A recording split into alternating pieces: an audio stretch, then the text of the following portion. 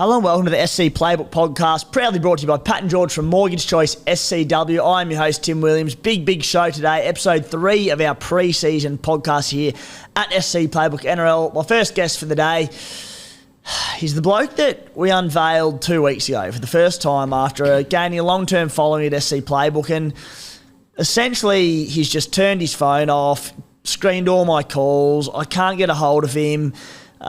He's been off partying, God knows where. I don't know if he's gone on a 2-week sojourn to Europe with Matty Ryan to watch him play. I don't know what he's doing, but he reckons he can't go down the street without getting recognised now. It's the Supercoach Spy. Spy, what's doing? Timmy Williams, I don't know about all that, but it's been a good few weeks. I've been a busy man. Look, I've got things happening in life, so apologies about the screening of the calls, but just leave me a voicemail, mate. I will get back to you.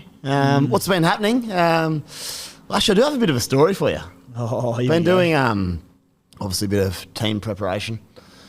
And my wife woke me up last night. Apparently, I was muttering in my sleep, which probably isn't unusual. She goes, Spy, babe. Obviously, Spy being my real name. She goes, you're talking about Sammy Walker in your sleep. That wasn't the weird part. That's pretty normal. She goes, you're also talking about saying, Nicho, Cleary, don't know what to do. Like, well, actually, that was my actual thoughts process, babe. So thanks for letting me know. I've got to get back to sleep and think about it some more. I think we'll touch on that today. Oh, you unique man, Spy. We are absolutely going to touch on that today. Our major topic of the day will be the anti-potting of Nicho Hynes and or Nathan Cleary. You're a madman, Spy. We'll get to that shortly. Also with us, a bloke who I've been consoling for the last hour and a half off the back of the news that Saliva Havili has gone down injured and won't be available for the first half of the season for the South Sydney Rabbitohs. It's their biggest fan, Matty the Waterboy. Matty, Timmy, all right, mate? You're lucky I'm even here today. We're very lucky. I heard about this when I was walking here, and it took all of my power to not turn around, go home and start crying. Like, in all seriousness, he was, when he missed out on the games last year, like from a footballing perspective, he was a big loss. He's really important to South. So, it's not good news. We'll get to the Supercoach implications of it shortly, Matty, but two things sprung to mind when I saw Havili gone down. It's gone, wow, he had a big role at the South Sydney Rabbitohs because obviously it revolves around Damien Cook and that bench rotation, the makeup of the bench. But how important is a dual, or I shouldn't say dual, in NRL terms, is a hooker / middle forward who can slot in and be that cover at number 9, but also play in that bench rotation like Saliva Havili, Mitch Kenny to some of these sides? Yeah, it's becoming like a more and more the trend. Either you got a 14 out and out utility or like that, and that primarily that depends on if your hooker goes 80. If your hooker doesn't go 80, then those big forwards who can jump in at 9 suddenly become so important. And for the Rabbitohs, like, Havili, if you're not watching the game like razor sharp, you might not even know Havili played for South last year. He played 23 games, but missed the fucking most important game, the prelim, and it turned out to be very costly. And you're right. Now we're suddenly left with a headache of we don't have another player like that. No. And as you say, a lot of teams do, and it's really good for them. It's interesting to see how teams are going. Either you go on the 14, the like out and out utility, or the big forward. So, yeah. That's it. The Bunnies now, it's, do they run with Peter Mamazoulos on the bench? Do they run with Blake Taff and have Damien Cook playing 80 week in, week out in a 27-round comp plus other rep honours, finals, all sorts of things? We'll get to that a little bit later on today's show. The first major topic of the podcast, anti-potting in the halves. The big question on everyone's lips, they see this money being freed up if they don't start with the most expensive player in the game, active, Pappy's out, Nicho Hynes at over 900K, creeping into it. Spy, we'll get to it shortly, and when you sort of mentioned this topic, I was thinking you're anti-potting Nicho. No, you're looking at anti-potting Nathan Cleary. We'll get to that shortly. We will also be touching on our next 4 team previews, the Storm, Broncos, Rabbitohs and Titans today, before wrapping up with a few listener questions. Guys, the SC Playbook Unlimited group code in 2023. Jump in and take on our contributors this season. The code is 845051. big prize announcements coming likely next week, which I think are going to get people very, very excited, blowing away what we've done the last couple of seasons.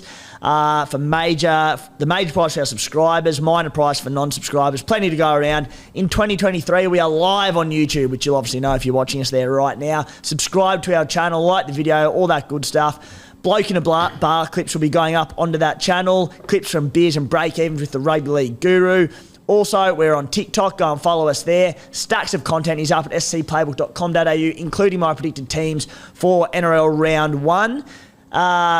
Spy, let's get stuck into it, mate. Antipoding in the halves. Now, I'm going to read out a few ownership numbers so far. We've got Nathan Cleary at 56%. I think if you went among the more experienced veteran Supercoach players, that number would be substantially higher. Nicho Hynes, who I was thinking, if I had to guess, I would have said 40 to 45%, is surprisingly down at 22%. So when I was thinking antipod, I saw those numbers. I'm like, oh, Nicho not owned by 4/5 of Supercoach is pretty good. So where are people going if they're not starting with Nicho or Nathan Cleary? Isaiah Katoa, who, barring a freak trial performance, he's not going to be in round 1. He's at 24%, actually more than Nicho Hynes. As that stands, that's a trap and probably should be out of your team. Tanner Boyd at 16%, Sammy Walker at 8%, Lachlan Ilias at 77.5%, dreaming, Jackson Hastings 6.5%. The bloke, if I wasn't going with Cleary or Nicho, and I may not, Sammy Walker would probably number 1. He's all the way down at 8%. Jerome Hughes is at 4%, which surprised me quite a bit, especially some decent stats without Pappy in the team. Let's fire away, mate. No need to dilly-dally. You've got Nathan Cleary out of your team in round 1. Here's the latest update. I was sitting there last night. This is probably a truer story than what I last told you. I was sitting with the side and I put Nicho in and I put Cleary in, Nicho back in, Cleary in. That's basically my decision. Here's my logic. I'm definitely aiming. I'm probably more than aiming. I'm definitely going to own Cleary and Nicho Hynes by round 4. That's post-Penrith bye. I've had Cleary in the whole pre-season. I didn't even really think twice about it until last night. The logic basically is Nicho Hynes, I'm a little bit, I wouldn't say I'm concerned about, but I think there's an opportunity to make some cash. If he can lose 50 to 100K and he can pick up maybe 100K on Sammy Walker, there's an opportunity to do that potentially. It's really hard to say. He does have a pretty good run in rounds 4 and 5. It's Saints and the Warriors. First 3 rounds, Rabbitohs, Eels, Raiders. Tough going. Tough start. 2 easier games, then a bye. So the absolute bold play is to aim for Nicho in round 7. I've written down some pros and cons. Cons are those toughish first 3 games, potentially. The other one is how do teams adapt to the Sharks style of play in Nicho based on last year. Obviously, coaches and teams do their research. That one's very high on my list, Spy, because we see with these gun, particularly halves over the years, I've mentioned this on another podcast somewhere, but they do get worked out after a year. Like Nicho came in essentially with most of his time in the NRL spent at fullback. He now shifted in the halves last season, I should say. It's an unknown. Yep. Particularly Nicho, who scatters himself and roams across the field. Quite a unique halfback. So many touches. You know, he doesn't really he plays right edge dominant, but he swings to both sides of the field. But in time, they get worked out. Now, the champion halves, they find ways around the opposition coach's plan to shut them down. And one great one that came to mind was Blake Austin at the Raiders, who for years was dominant there, got Dally M58 of the year at one point. That big booming right foot step of Osto's, and then the next couple of seasons they sort of worked out that was a large part of his game and learnt to shut him down. And he's not alone. It happens to a lot of halves, and that's one area of concern, as you touched on with Nicho Hynes. Yeah, and that's the thing, and maybe he's good enough to come straight out and keep dominating. Maybe it takes him a couple of months. We just don't know that, so that's a note. I'm also thinking that at top dollar, slightly unproven given his youth and newness to the position, that it's probably going to be a little bit tougher to score against sides in general early in the season. Just defences are fired up. You want to start the year well, potentially some new combinations or rusty combinations. Scoring always starts slow in Supercoach. It's got to be slower than the back NRL end and Supercoach. So if you're paying top dollar, there's a slight concern there. Whereas if you're paying less for someone, there's a bit less pressure on. And we talked about it before. He potentially then loses money. He has to average, as you said, the scoring will be low early on, has to average 86. Yeah, and that's the whole value. When you look at value, people say, oh, you can't start without Nicho. I'm like, well, he actually has to score 86 plus to make it a worthwhile investment. If he scored 80, you're fine. It's not going to hurt you too much, but he's got to do really, really bloody well. On the pros side, he could come out and start well. Then he's got rounds 4 and 5 that are juicy, and he could actually go up in cash if he plays well. That's what owners will be hoping. He is a bit of a pod now, which is huge. So I think that actually adds merit to maybe owning him. But here's my basically around the buys, which we haven't spoken about much because they're new, but I wanted to start Cleary, right? I go Cleary. I'll put in Sammy Walker because I really want to start with Sammy for those first 3 rounds, see how he goes, hopefully bank those points, and then make a move after that. Upgrade Sammy to whoever you don't start with. Round 4 buy, Sammy Walker. It fits in beautifully. You realise round 4, it does fit in beautifully, and you'll get to this very shortly, but whoever you don't start with only has 1 price drop, and Sammy Walker only gets 1 price rise by that point. It's not much, I know, but it could be 50 and 50. Could be 100k. What we'll do there, if I don't start with Nicho, I hope he's not scoring real well, and his break-even's still about 200 or 160. You hold off. Then I'll just hold off. I'll take that punt on those 2 weeks. Or do you start with Nicho because he gets 3 games in the first 3 rounds and Cleary gets 2? That's where the question mark around Cleary comes in. Like, that's potentially a lot of points. So that's where I'm stuck at. Talk to me about that. What are your thoughts around that? I think what you have to assume is as you said, that both of them start well. Let's say both of them start well and they both match their average, Cleary and Nicho Hynes. Exactly as you said, you have to have a plan in place from the get-go to have them in your team by, say, round 4, 5, 6, whenever that might be. Any later, if they do hit their straps, you could be left behind very quickly. Yep. The dream result is that the one you don't start with starts slowly. And then, as you said, you can wait until round 7 or 8 and they plummet in cash to 250k. Sammy Walker's firing, you bank his point, and then it's a trade-off both at 700k and they meet in the middle. Huge. But whatever your plan is for people out there, whether it's Nicho sitting, whether it's Nathan Cleary sitting, I think you have to assume that you're getting them in. You want to have them both in by round 4 or 5, and if it's later, well, then you've come out good because it means one from stud slow. You've gone well. And it actually rolls straight into another theory I've been working on. It's around mid-ranges, especially in the back row. There's a lot of mid-range potentials in the forwards this year. We just don't know who's going to start well, though. So what I'm doing is exactly this. I'm starting with 3 gun back rowers, Sean Lane, Fafita and Crichton. The plan is, Crichton's also got a round 4 bye, but he's probably a hold, but we'll get to that at that point in time. One of those blokes, whoever's performing the worst of those 3, will go down to the mid-ranger that's proving himself early in the competition. So you're not stuck with 3 dud mid-rangers. There'll be one there somewhere, as you said. Yep, there'll be one there. And then that'll give me about 250k to go straight from Sammy Walker to Hynes/Cleary. It's locked in pretty simply. And the worst case scenario there is if I have the headache that all my back rowers are killing it, in which case that's not a bad spot to be in. And I'll just have to make a pick on who I'm going to drop at that stage, but it means I'll have started pretty hot. So that's basically what I'm thinking at the moment. The answer to Cleary versus Nicho, I'm no closer to deciding, but Cleary's in my side at the moment, just on pedigree. I feel like I trust him to come out and go 120 before the bye more than I do Nicho. So I think that's why I'll start Cleary. Yeah, and there's not a chance I'm not starting without Cleary. You got to be careful with what you say here because you just know in 2 weeks Cleary will be out of your side because you'll have seen some new strategy in the early stage of the season and some knob's just going to clip it up and put it on social and you'll look like a pelican. But I just can't. I don't think I've got it in me to start without Nathan Cleary. Their draw to start the season, also difficult. So Brisbane round 1 in Penrith. All right, I like that game for him. Bunnies, bye, Parramatta, Raiders. So, in fact, extremely similar to the Sharks, isn't it? It's very similar, but who do you trust more? I trust Cleary. Nathan Cleary. I don't really care who he's playing. Watching Nathan Cleary as a non-owner. As I said, what's he? He's coming off an 80-point average last season. I can definitely see him improving. The other thing with Cleary, and I don't want to go on about it too much because I'd be repeating myself, but I do think with no Kikau there this year on the left edge at Penrith, Brian To'o out on the right wing for Penrith, at least when Taylor May's out, I just think the right edge are going to see a lot more ball this year. No Appy Corus out means I think Mitch Kenny, Sonny Luke, they're just going to be dishing a lot of early ball. I think the right edge will see a lot more attacking ball than they have in previous years. So Nathan Cleary is in for me. I am very much considering anti-potting Nicho Hynes. I'll be honest, when I saw 22% ownership, I thought, whoa, that was swaying me towards sticking with him. Of course, cheapies will tell the tale of whether we can start with both, but if I'm dodging one, it's definitely Nicho over Nathan Cleary. Yeah, I agree. Just on that, just numbers-wise as well, it's not as if that round 3 bye for Cleary you get a 0.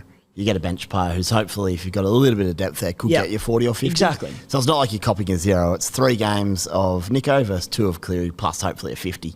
I'm happy to take Cleary. Like right now, I'm happy to do it. Nicho's probably out of my side. And put it this way, Cleary, there's every chance he starts the season 80-80-80. Nicho, I would not be shocked if he came out and went 50-50-50 early on against fully fit gun sides, lower scoring.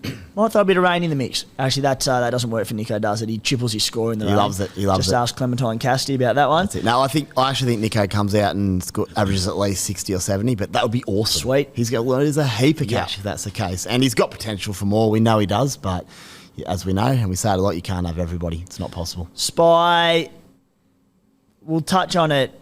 So sorry, it'll be Sammy Walker if you do go past the two of them. Yeah, I don't mind Jerome and a few of them, but Sammy's the man. I just love Sammy. He's goal kicking. That's the big one. Especially if it's a short-term play where you're happy to only have him for a few rounds, which is that the Roosters start the season against the Dolphins and then the Warriors in Sydney. Yeah. So and he's goal kicking. If it's a short-term plan, bang. Sweet. And I love him.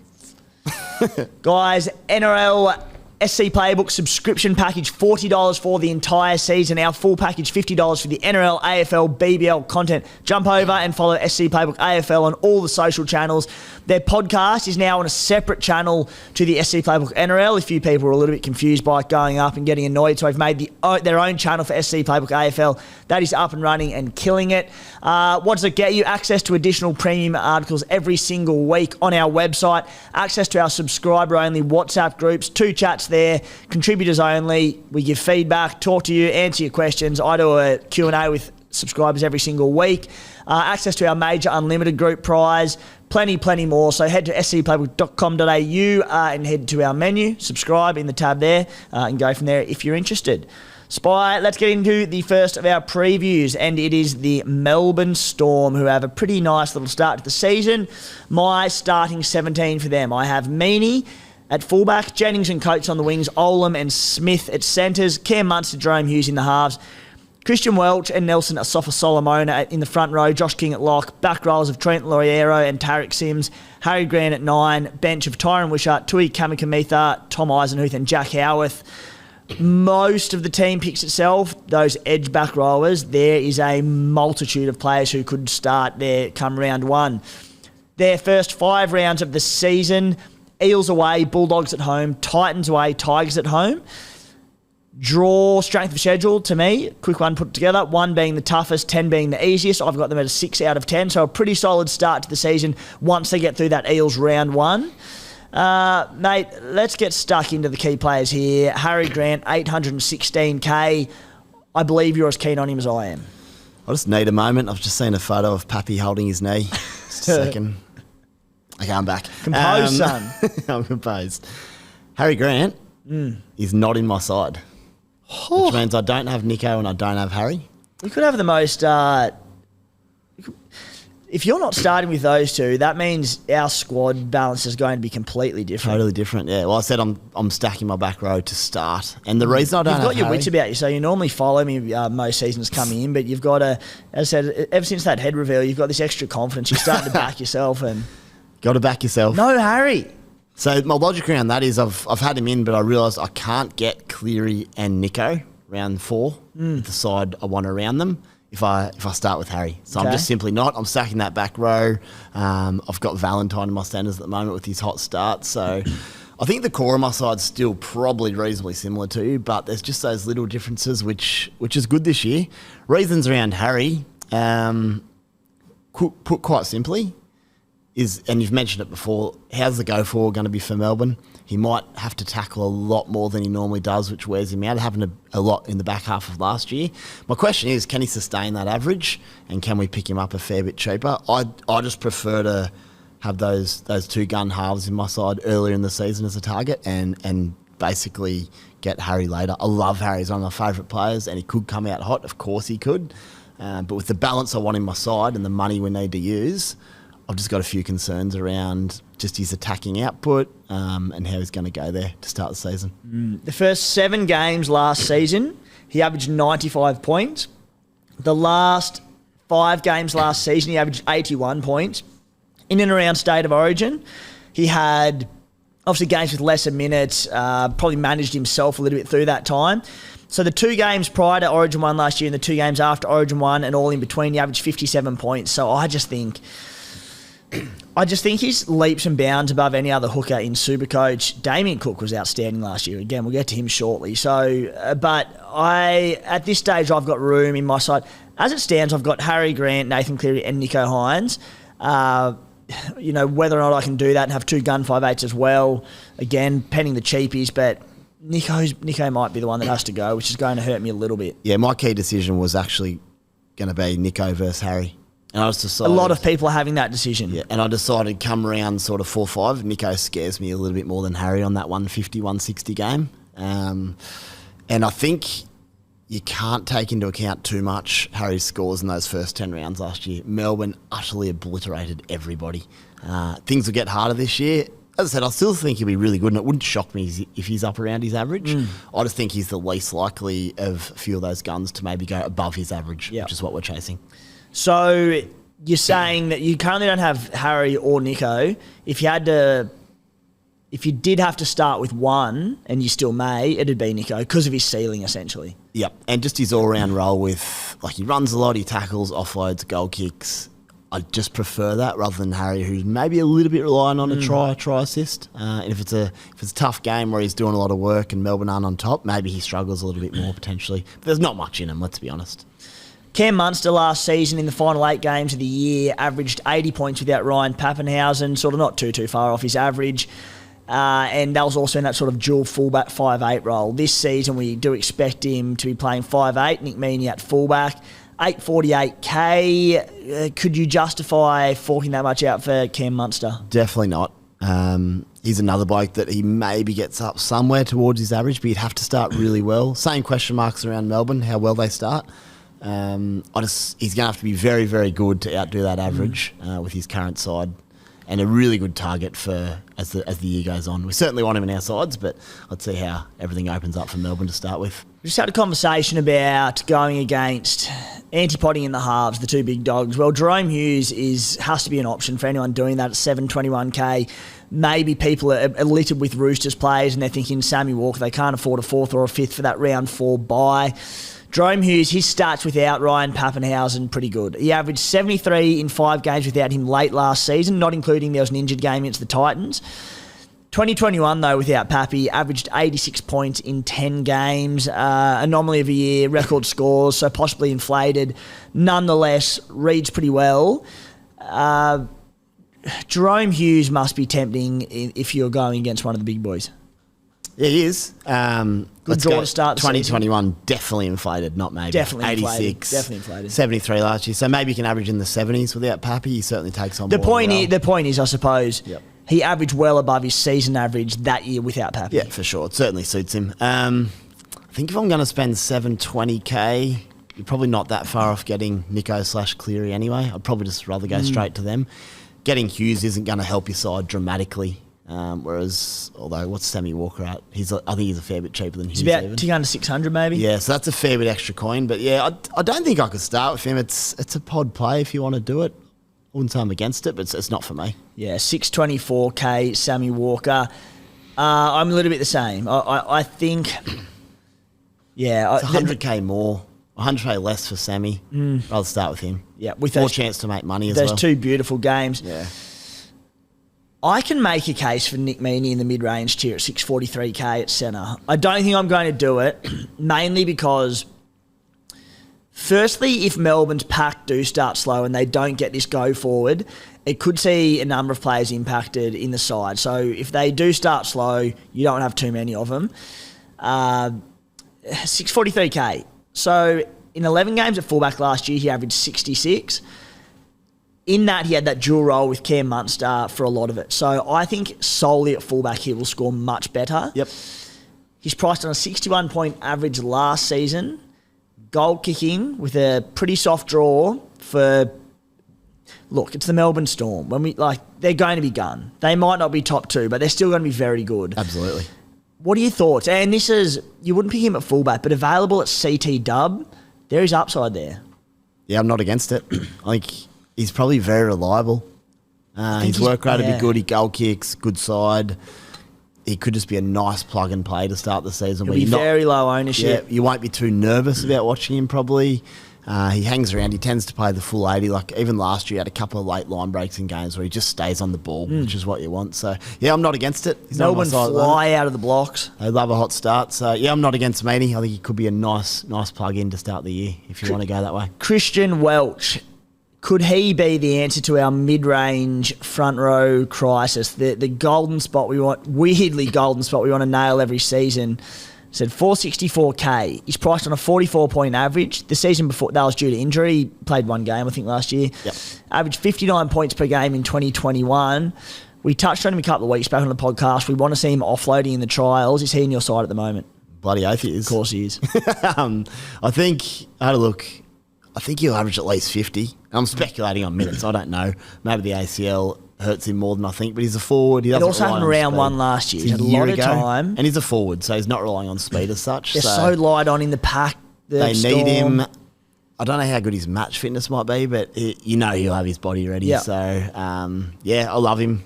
50 at least, which would be a fine result. Not amazing, but okay. And if you get up towards that 55, 60, you're cheering. He's playing trial 1. Hopefully playing in trial game number 2 as well. Get that match finished up. Hopefully that's the plan behind that. Yep. And we should get ample opportunity to assess him. And as I said, if he's offloading. Remus Smith at 316k, priced on a 30-point average. Last season, he scored 1 try and assisted 1 try across something like 10 games for this Melbourne Storm side that fired early on. He averaged 51 points in 2021. You know, one side of me says, oh, geez, is there alarm bells that he's not scoring points for a gun side when they were doing well? The other one is like, there has to be more tries and assists and attacking points in him this season. And of all those cheapies we've looked at, particularly at the CT dub spot, he's got to be the most locked in, doesn't he? He's a hard no for me. Yeah, right. That 51 in 2021, what a crazy year that was. I think his other 3 years he's averaged in the 30s every year. So is he going to suddenly average more? I don't know. I'd just rather take someone I'd rather a Hayes Dunster playing fullback who has raw potential and could average that 50 or 60 that we don't know about if I'm going to take a punt on one of them. I'm a bit similar as my back row. I'm going to try to start a couple of decent centres and maybe some blokes who I trust based on past results a little bit more. But, yeah, previous scores for Remus, I'm just not sure. I just think he might be that bloke where you go, hey, he's going okay. He's not doing much for me. I'm not about him to start the year. Yeah, I've got him in my side at the moment. I think he's cheap. I said job security's good.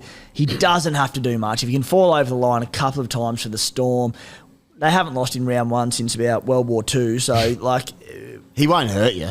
Yeah, that's for sure. Worst case, he doesn't hurt you. Best case, he does jug some tries. He does increase his base. The only reason I'd end up with him is if we get to round 1 and there's just no options. And I'm like, I just need someone to average me at least 35. Then maybe I'll get him, but I'm trying to avoid, put it like that. And then the back row options, Jack Howarth, Trent Loiero, Elias Katoa. There's about 6 or 7 I could rattle off that could start round 1 on the edge. So just a big watch on them. Especially Loiero is a pretty good player from what I've seen. I had a look at his numbers. He had a couple of 80-minute games, I believe, in the past where he went all right. So he's a good watch. I've got a little smoky for you, and I don't think it's going to happen, but they played Big Nelson as Safa Solomona on an edge a couple of times late last year. If he happened to play on an edge, I'd love to own him. I don't think... Good call, but... Probably need him in the middle, don't they? I think they need him in the middle. Yeah. I don't think they have the middlemen this year, and they do have edge back rollers. Granted, there's no one that stands out. It'd be just an issue one if he happens to be named at 11 or 12. But even some bigger minutes in the middle because they're light on. Potentially, yeah, just one to watch. South Sydney Rabbitohs. 1-17, Latrell Mitchell, Isaac Thompson and Alex Johnston on the wings. Isaiah Tass, Campbell Graham at centre. Cody Walker and Lockie Ilias in the halves. Tommy Burgess, Tavita Totola up front.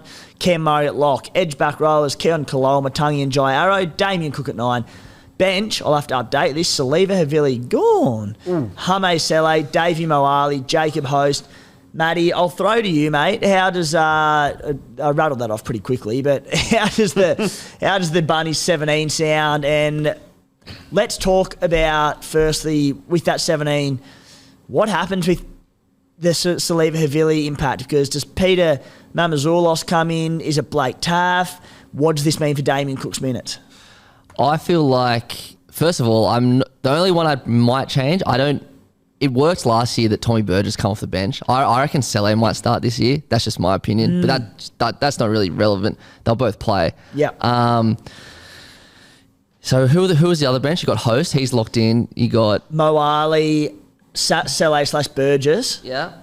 So then it's just that Saliva Havili at 14. Who gets the utility role? How do they go about that? Because man. I don't see who else can cover Cook in that team. Like, you know, you could slot Cam Murray in at hook if you needed to, but God, you don't want to be doing that because you waste. I don't really know. Like, could you put Blake Taff in there if you really needed to? He's just very small defensively. Yeah, I don't think any of us have seen him kind of play that role. You'd almost just go safe and go Mamazoulos, won't you? Like just to start the year. I don't know. I'm a little bit torn. Or do you back Cook just to go 80?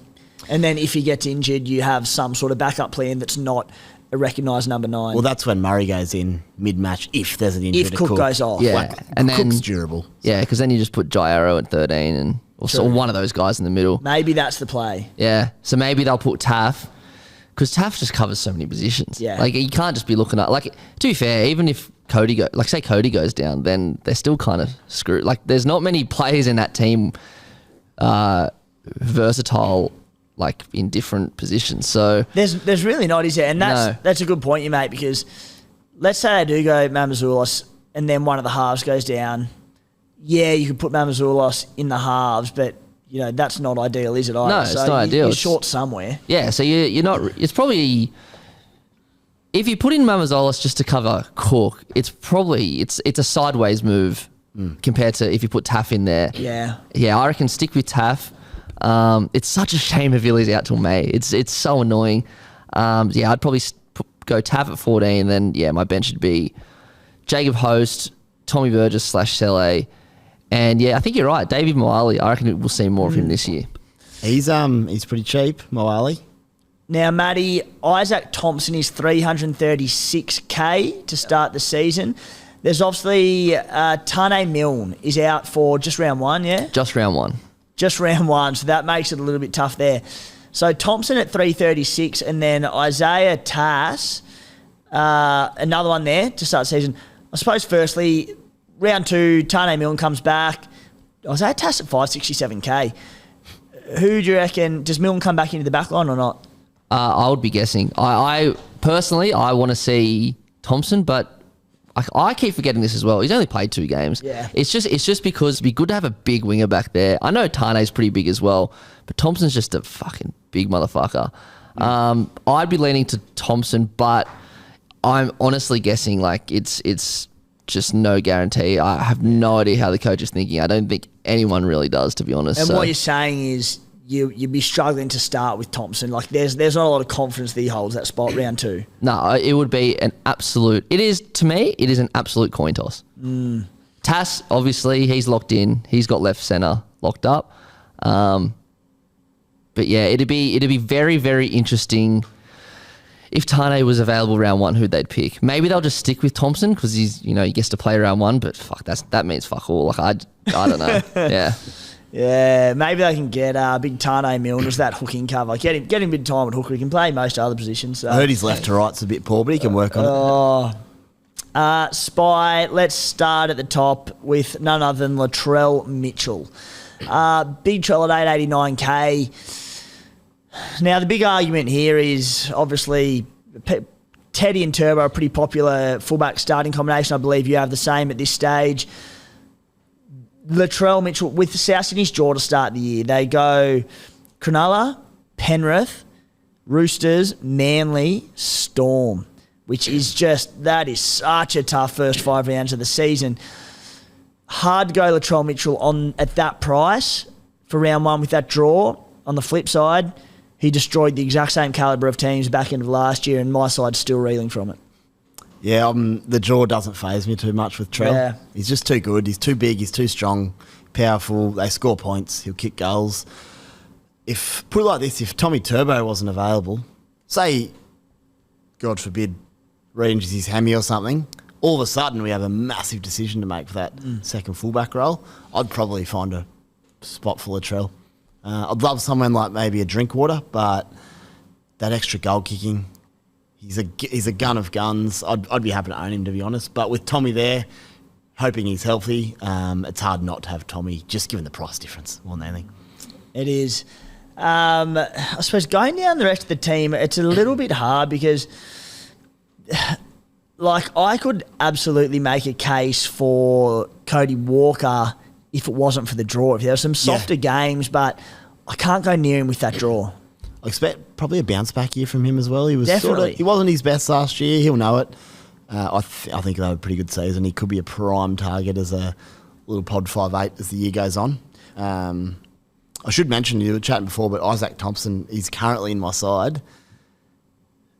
Am I going to take a massive punt that he holds his spot? Because if he does, it could be a huge play. Because I trust him far more than any other of those cheapy centres. Hopefully, the big work rate and the base. We talked about the running game before. He'll have to do plenty of carries.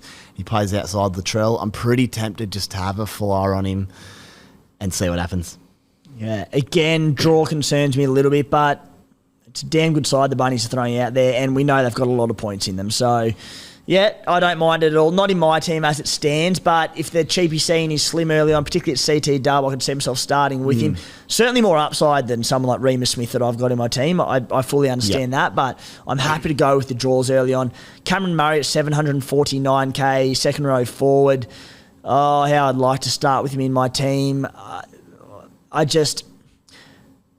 I don't probably see him as a value proposition early, and he's probably priced at pretty close to his peak.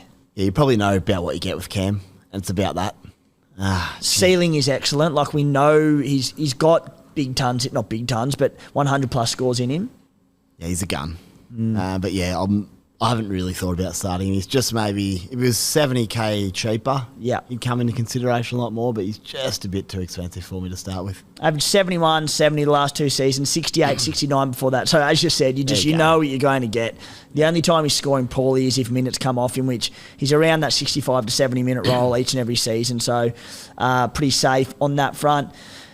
Mate, anyone else at the Bunnies to touch on? Because I don't probably see a lot of relevance there. Damien Cook, for all the reasons we just mentioned, he's coming off essentially a career Supercoach year. He was outstanding last season.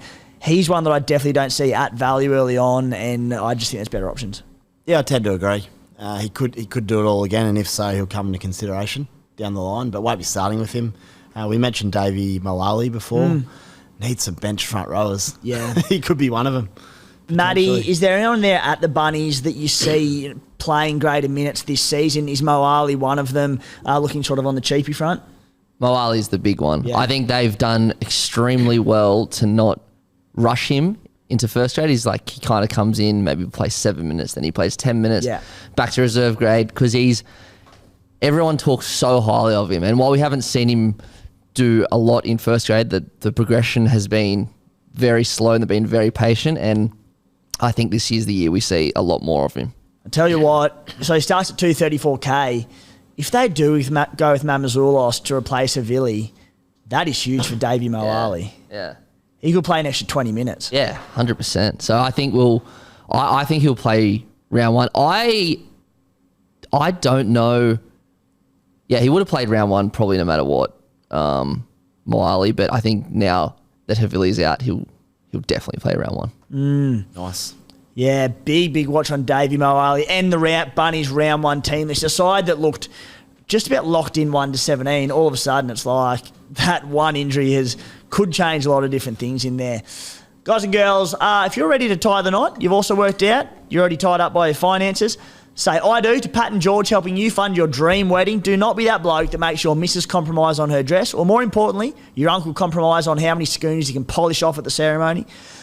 Paddy and George from Mortgage Choice SCW. They can get you the cash quickly to make your special day unforgettable. Even better, if a big ceremony isn't your goal, the boys can also make your honeymoon a trip to remember, because it's not a debt to regret. Guys, shoot them a message on their Instagram handle at Pat and George Mortgage Choice to get that sorted. You can also jump into any of the articles on our website to get their email, phone contact, QR code if that's easier. All of that. Best of all, Spy, it'll save you $129 on a free consultation. Big bucks. Love it. It's actually really good. Like, genuinely, that's something to look into. Free consultation. It's a free swing, really, isn't it? See what happens. Mate, you tied the knot a couple of years ago, but you could have upgraded your honeymoon with the missus, couldn't you? Oh, mate, don't talk to me about it. I didn't know the boys back then. Yeah, you went to Cooma for it, didn't you? I gave you the recommendation. You said, yep, I'm sold, and you came back and haven't been back since. Went down to Cooma, then went up to the snow, but stayed in Cooma because I couldn't afford the snow, so yeah. Could have gone to Europe. Spy, let's move on to the Brisbane Broncos and our preview of them. A really intriguing proposition going into round one, because for 20 rounds last year, you'd be thinking, all right, there's some elite Supercoach potential going into the new year. Then the last 5 rounds or so, they capitulated, missed the 8, thankfully, for the Raiders. And then this off-season, I should say, has just been all over the shop for them. My 1-17, Reece Walsh, fullback, Corey Oates, Selwyn Cobbo on the wings, Herbie Farnworth and Katoni Staggs at centre. I can't even speak about him. Ezra Mehem and Adam Reynolds in the halves. Payne Haas, Tommy Flegler, I'll speak plenty about him at front row, with Paddy Carrigan at lock. Jordan Ricky, Kurt Capewell in the halves. Billy Walters at 9. Big battle for 9 to play out throughout the pre-season. A heap of blokes in line there. Corey Pax at 14. Rest of the bench, Keenan Palasai, Corey Jensen, Marty Tapau. Let's get into it, mate. Katoni Staggs. Straight to it. Katoni Staggs. You haven't played Supercoach if you haven't been burnt by Katoni Staggs at once or twice in the past. I think it sums up that last season, it was about round 5 or 6, he turned up against the Panthers and Roosters. There were games either side of that against something like the Warriors and Titans where he scored about 30 points. He starts this year at $512K, priced on a 49-point average. The seasons prior to that, averages of 62 and 59. Where do you sit on Katoni? Is in your team for round 1? I'm so tempted. You look at those numbers, 59, 62. If he can average 60 again, which he could well, that's such a good buy. Before we get into it, first 5 rounds. Panthers away, Cowboys at home, Dragons at home, Dolphins away. But, of course, they're playing that at Suncorp Stadium. Tigers at home. I've got their first 5 round strength of schedule rated at 6 out of 10. Could have easily gone higher. So, get this. 7 of their first 10 games this season are at Suncorp Stadium. They're 3 away games in the first 10 rounds. One's at Penrith in round 1, brutal. Then they go to the Gold Coast. Then they face Parramatta, Parra's home game in Darwin. They're up north 7 of 8 weeks or something like 9 that. of 10. Wow. Darwin, obviously, NT. But so a great draw once you get through Penrith round 1. Katoni Staggs. And who cares about Penrith? It's Katoni. He'll probably live for that Exactly. game more than other games. He averages about 38 points, maybe 28 against the Newtown under 14s, but he averages about 90 against Penrith. He just hopefully loves that challenge. Just his quotes coming out, you'd have to believe they're honest, where he said he was hurt last year, he's carrying a shoulder. I mean, we saw the injury. We saw the injury, Origin and he carried it, though. In saying that, though, he still had ups and downs before Origin. He was did, still yeah. playing well, Supercoach-wise, more than anything. People have a massive go at him all the time, and it annoys me a little bit. Like, go get the ball. If I'm captain or coach of Brisbane, I don't want him taking hit-ups. I want him getting clean early service to take on his centre one-on-one. That's not his job. He's ready to go every set.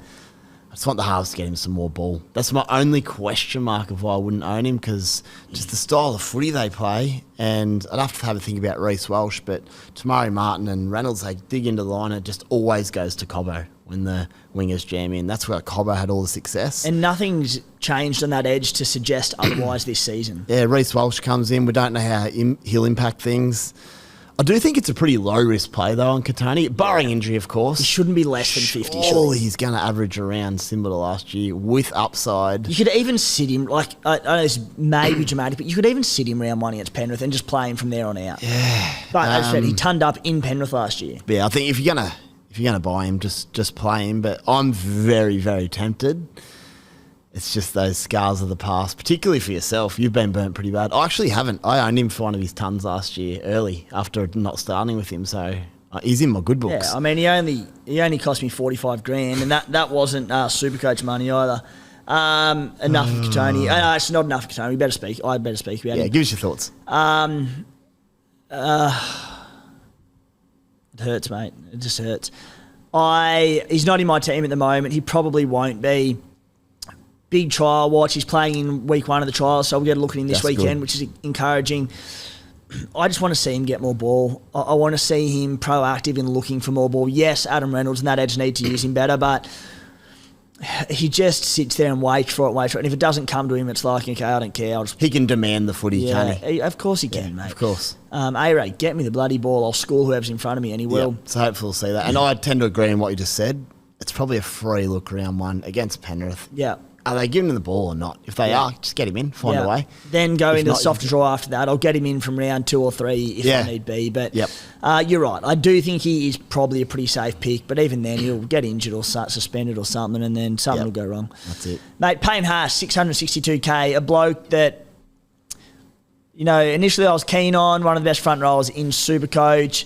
And then some off-field incidents, I think, has turned people away from him. A bit worried about where the head might be at. A few things going on at lower ownership. I think, all right, maybe he's not a bad one to start with. He started last season, averaged 63 points per game. He's in the 3 seasons prior to that, he averaged 68, 75, and 78. Dude is an Adonis when he wants to be, and to be fair, not what he wants to be, just about every single game. Last season, he started with an average of 76 across the first 7 rounds. I was getting belted about it, mate. You've got to pick him. He's killing you. Went against my approach of, I don't start with premium front rows because I just don't think they can hurt you in Supercoach. Remaining 14 games of the year, he had 1 score over 65. I do think he's starting undervalued at 63 points. What do you reckon? I don't mind Payne Haas. Yeah, I think he's a smidge undervalued, but he doesn't fit that bill of that front row where I'm trying to save money again. I just think you can spend money elsewhere to really bolster your squad. It's probably no for me to start, but if you want to lock him in, he'd be pretty safe for you. He does have the upside, but he's been probably trending down a little bit from a Supercoach perspective after his first 2 seasons when his minutes were huge.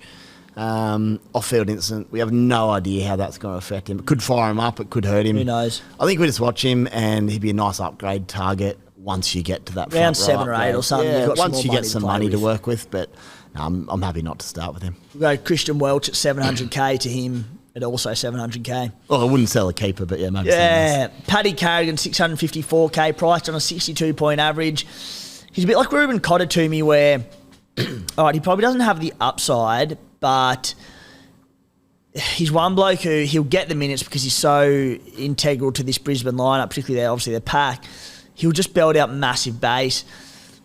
I wish he was at front row. If he was at front row, I would nearly go against my front row, philosophy and start with 2 higher priced blokes in him and Ruben Cotter. But at second row, there are blokes with far higher ceilings to me. Yeah, just strike rate in terms of try scoring is the big one there, which he probably doesn't have. Just on Haas as well, you can get Tarpany for a similar price. Tarpany's upside is enormous. So if you're going to spend that money, it's Tarpany. Yeah. To start the year. Carrigan, no for me for the reasons you said, but could be in for a good year. I think a lot of the Broncos are a big watch this year. That opening month, just to see how they're doing, who's doing what, how they're clicking. They could present some opportunities as the season goes on. Tommy Flegler's one at 479k that realistically I'll be having a look at early on, but priced on a 46-point average last season in 44 minutes per game.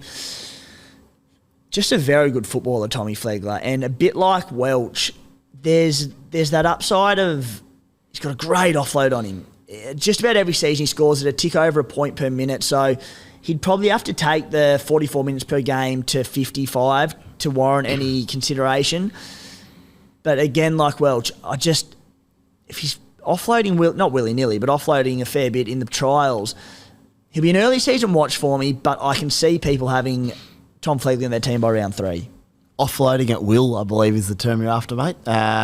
Willy-nilly. Willy-nilly. Offloading at will, yeah, you're right. Good English. I just don't know why. So my issue is I've looked at his previous years and he's always about the same. So where's the upside come from? Where's the uptick in minutes? Sure, it may happen, but I'm not willing to punt that it will suddenly will. So I won't be starting with him.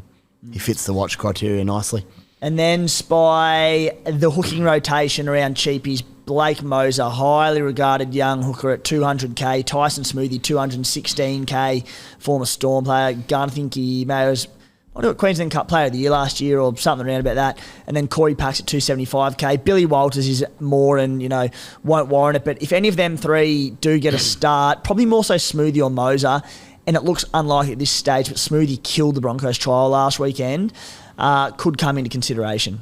Yeah, huge raps on Smoothie. So I'll tell you what, if he was to start, there's a lot of hooking options at that lower range. So, yeah, someone to watch round one. We'll see. Just on Moser, we couldn't figure out why he didn't play. He had off-season surgery on his shoulder.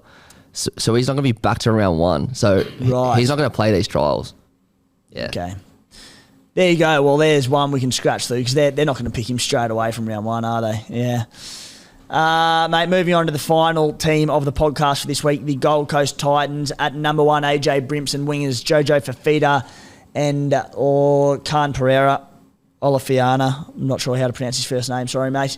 Centres, Philip Sammy and Aaron Shop. Kieran Foran and Tanner Boyd, the new halves pairing up there. Mo Fodawaker, Tino Fasua Malawi at props with Aaron Clark at lock. Sam Verrills at 9. Dave Fafita, Bo Fermor in the second row. Jaden Campbell at 14.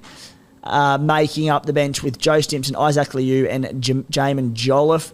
I will note that Paddy Herbert and Brian Kelly out till around 3 and 4 each with injury and suspension respectively. So it gives Khan Pereira in cheapy range certainly the first bite of the cherry there. First crack at it.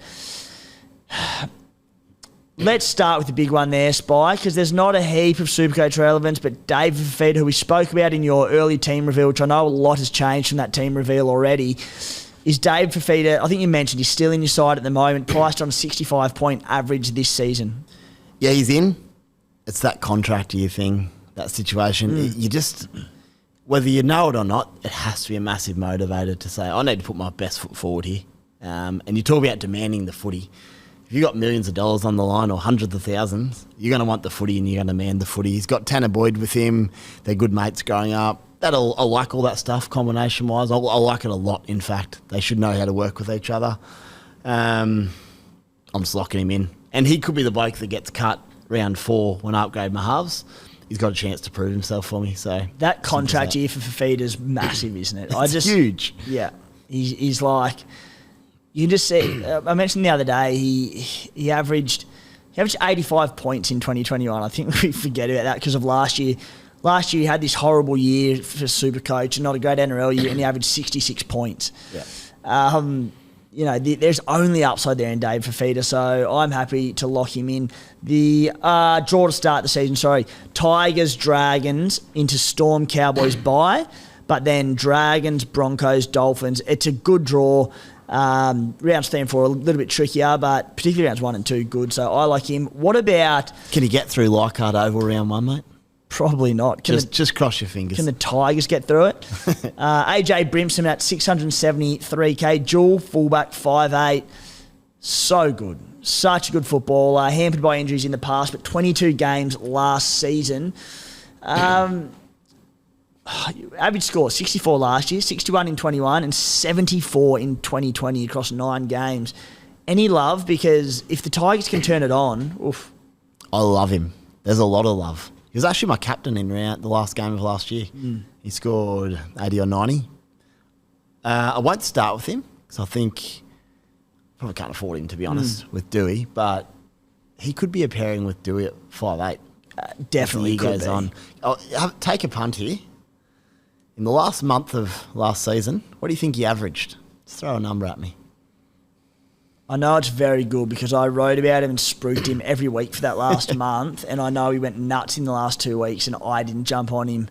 I think he almost turned up the last 2 weeks, so I'll say 95. 105. Yeah, shit. It was a pretty easy draw. It was a soft draw. But it was 105 and he looked so good. So, yeah, he could be a really good pod target as the year goes on. Though he might not be a pod because I might talk about him every week if he's killing it. Yeah. You talk about him every week and we see his ownership absolutely plummet to 0% by round 1. Reverse psychology. Tanner Boyd has really thrown a cat amongst the pigeons. because he's 384k. All the word is that he'll be starting at half with David Fafita running off him on the right edge, goal kicking, dual halfback hooker. Early on, I think a lot of people were thinking, let's lock in Cleary and Hynes in the halves, and then at hooker, let's lock in, it might be Cheese and Harry Grant was probably the early thinking. Tanner, he's made things interesting. Last season, average minutes per game, 53. Average 37 points per game. But he gets the crack at, essentially, the spot he was picked at Australian Schoolboys for, and I think it's his best spot on the field, is halfback. Do you like him? Straight in. He hasn't left my side. And that's actually part of the reason Harry's not in my side, because once I decided to pair Cleary and Sammy Walker, Boyd has to be in my side, I think, for value. So it's Cheese and Tanner Boyd up at the hooking position. He averaged 57 points a game in the halves last year. That was in about 8 or 9 clashes. Yeah. And unless something's changed I've missed, he's their goal kicker and he kicked it over 80%. Yeah. Like, what else do you want? I think he's really, really good. He may be in my 17. He may be my coverage for whenever there's a bye, if there's a Penrith or Roosters fella out, Tanner Boyd comes in. That's beautiful. Dual position. Got Schuster opposite 5'8", which a lot of people will. Oh, sorry, he's a half. Scrap what I'm about to say. But he's got dual position. Added flexibility, doesn't hurt. Yeah, he's one that he's not in my side at the moment. I do want to see him in the trials, see how he performs, because there are so many halves there waiting to take his spot if he and the Titans don't fire early. Yep. He'll be the first bloke chopped. Even if he plays well and they lose games, he'll be scapegoated straight out of there like every good young halfback. So I think just on that as well, I'm starting him at hooker. Worst case scenario, if he gets the chop, I can go down to Sonny Luke and make about 150k or something. So Don't mind that. Risk. Don't mind that at all. Yeah, he may find his way into my side. Guys, Cooma Stallions hosting a 50-year celebration on Saturday, the 10th of June at the Multifunction Centre in Cooma. What a venue. 5 p.m. till late, they're telling me, so scoos will be flowing. If there's any Cooma people listening out there, mates of yours, parents, whoever they might be, cats, dogs, uncles, whatever, blokes like Brett White, Sam Williams, Neil Henry have come from the Cooma Stallions, mate. So 50-year anniversary, trying to raise a bit of awareness for that. Just for anyone who doesn't know, it's on. Tickets can be purchased online via the Cooma United Stallions Facebook page. If you're battling and can't work that out and this does relate to you, the 0.01% of the audience who it does, just hit us up on Instagram or wherever and we'll sort that out for you. It'll be a great night out. Very good. You heading down, mate? To be confirmed, mate. We've got a fundraiser for the Stallions in 2 weeks down there in Cooma. There's another one. Nice. Absolute belter of a night. Jamal Fogarty coming down. Jackie Williams, NRL stars galore. So I'll be going down to that one. Good stuff. Save me a seat. I'll come to one of them. You beauty. A few questions to wrap it up, Spy. First one from Brody Copeland. Oh, this is a great one for you. Big Angus of the Crichton variety or Sean Lane in the back row? You currently have both. So if you had to choose between one of them, who would it be? I'm so big on Shawnee Lane to start the year. He's about 2% ownership. Just start with Sean Lane. Let's see what happens there. I think he could be enormous. If Crichton didn't have his early buy, I'd say him. But my true answer is find a way to get both if you can. But I know Sean Lane's expensive. I don't want to talk about him too much because he's megapod. They're both going to kill it. So whichever one you want, Broads, or take them both. Yeah. And we mentioned before, tough draw to start the year for the Eels. However, Sean Lane, I've gone through the stats in a prior podcast, but very fixture-proof weapon. Yep. And he's fits right that bill as well. If he starts decent but not amazing, he's my downgrade. For that half scenario. Yeah. So there's plenty of options. You go down to the performing mid-ranger. I really like stacking that back row a little bit for that sense. Question from Brett Sims. How do the Warriors look their back line? How do they fit? So he asked questions, Metcalf, Tamari Martin, CNK. Spoke to diehard Warriors fan Anton Posser, good man, very good man, very vocal on Twitter, and spoke to a few others just to nut down the Warriors starting team for round one. It sounds like Chance at fullback, Tamari Martin at 6 with Sean Johnson at 7. There'll be no Metcalf at this stage. As far as the pack goes, Fanua Blake, Mitch Barnett up front, Tohu Harris at lock, Josh Camarada, Nia Cora in the back row, Wade Egan at 9. So there's a lot of word from the coaching staff, from players. The Warriors fans have been piecing this all together. How are they going to line up round one? Mitch Barnett will start at prop before shifting to an edge at some point. Josh Curran would go to lock, Tohu Harris to prop.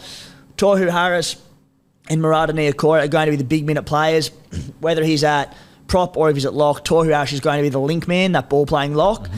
So the big minutes in the pack, as it stands, Niokora and Tohu Harris. You'd be a little bit wary around Barnett, Josh Curran and a few other guys like that for now. So, again, plenty to play out before round one, but that is the word out of New Zealand camp. Gee, I hope they have a good year. They've got to start well. Don't we all? Yeah. Even if that tough opening 10 weeks, even they can win 4 of them or something and then they'll get a good run home. There's enough talent there, mate. So be good for rugby league. Yeah, a few of those young blokes to fire. Question from Jay Entrican, and it's a draft question, NRL Supercoach draft. He asked whether to go Turbo or Munster when getting third pick in the draft. Round 26 is this particular draft league's final. Stevie Heavener, our draft expert, is doing some draft content for us this season. Pre-season he'll be doing, ranks, orders, positional analysis, all sorts of stuff. So that'll be coming soon. Turbo or Munster at third pick? Munster for sure for me. I know not everyone will agree, but when you're playing draft fantasy sports, essentially you can't trade them if they get hurt. So I always take the bloke that's more reliable in terms of proving their fitness. Maybe Tommy's got the potential to average 15 more than Munster, but Munster generally stays on the paddock. So for me, 100% Munster. I couldn't take Tommy up top. I just couldn't do it. I'm with you, mate. And a few people have spoken about, having Tommy Turbo as high as 2 or 3 in their draft order. And the logic is they're all looking back to 2021 when he averaged 140. He could single-handedly win you a draft. I'm like, well, so can a couple of players pretend. No, I shouldn't say a couple of players can. He's probably the only one who can single-handedly win it for you. But he could also almost single-handedly lose it for you if he's your first-round pick and he goes down in round 1. Like, I couldn't take. I wouldn't take him. I wouldn't even take him at 9. Probably. I just don't think I could do it. I'd start to think about it around then. That's harsh, but yeah, I'd start to think about it. But if you got someone like, if you could get someone who's averaging 75 for you at 9. Or Tommy, I don't know. I'm pretty big. I've been burnt in the past a few times, NBA as well. Yeah. You need bodies on the paddock to win. And that, Nathan Cleary is probably a pretty clear number 1 pick. I've heard people saying 2 and 3, and that having him above Tedesco, I'm like, Tedesco for me every day. Obviously it's due to durability. It could be a masterstroke on Tommy Turbo, but still, it's a big risk. Latrell, Munster, not for me. What else we got here? Matty O'Sullivan. Really want to take a punt on Viliami Kikau as a pod. Similarly priced to Angus, but doesn't have a buy till round 13. Wasn't someone we touched on in the front row forward analysis either. And that would have been a Beers and Break-Evens episode. Or are you preferring Gus for the price? What about Viliami Kikau at a new what will be a super dominant left edge at the Dogs outside Matty Burton? Yeah, I don't hate it. We're talking about combinations taking time to gel, but you don't need much combo with big Viliami. Yeah. You just give him some good footy. Early baller at the line and he does his damage for you. So I don't hate it as a pod play, potentially. It's risky a little bit in a new side, but I don't hate it. I want to see the combination form first. Yep. I said he'll steamroll blokes regardless. Matty Burton inside him can only be a good thing. I just wanted to give it some time for that combination to form, and round 6, 7, 8, down the track, we'll have a look at him. And maybe even just start with Angus and then if you like him what you see, trade when Angus's buy comes up, trading over to Villy if you really want him. And he killed it at the Panthers in recent years, and he's still only been a solid Supercoach scorer, so he can't have done much more for them, let's be real. Maybe he plays bigger minutes. I'm not sure, but yeah, it's a pod play. Matty Broom. Not for me, but I'll see where the head's at. Matty Broom. Cohen Hess. Word around Cowboys camp, starting on the edge this year. Does he become a viable option? I suppose the value here being that he is available at front row forward. They do have that. I said the right edge, the left edge. Jeremiah Nano on the right, Cohen Hess on the left. 400k, he's cheap. I don't know what his minutes will be. As obviously, Hylam Lukey's not due back till a little bit further into the competition. Luciano Leilua got an off-field thing going on as well. What do you reckon on Big Cohen? Oh, he's hard to take, especially with that back row talent. Hess, I even saw something he could be back potentially a little bit earlier. So, who? Lukey. Yeah. Which would be awesome. I'm so excited for him. I hope he comes back well, which he will. But his minutes would be hard to trust, even if he's starting. There's so much talent up at the Cowboys. It's a no for me. And again, if he's killing it early, sweet, you can jump on, but it's a big risk. Yep.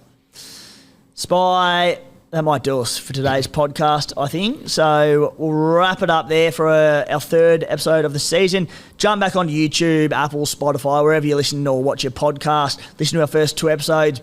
Early Spy team reveal week 1 with plenty of other content. Week 2, we went through another 4 clubs. We'll be ticking off the next 9 clubs in the next 2 weeks before getting into the nitty-gritty stuff, topics each week. Thank you very much, mate. Thanks, mate. And my updated team reveal coming this week, I believe. So I'll get that down and some reasoning why, and we'll see what the people think. Beautiful, mate. Matty boy, thank you. Thank you. Beautiful. Guys, thank you for tuning in. Cheers.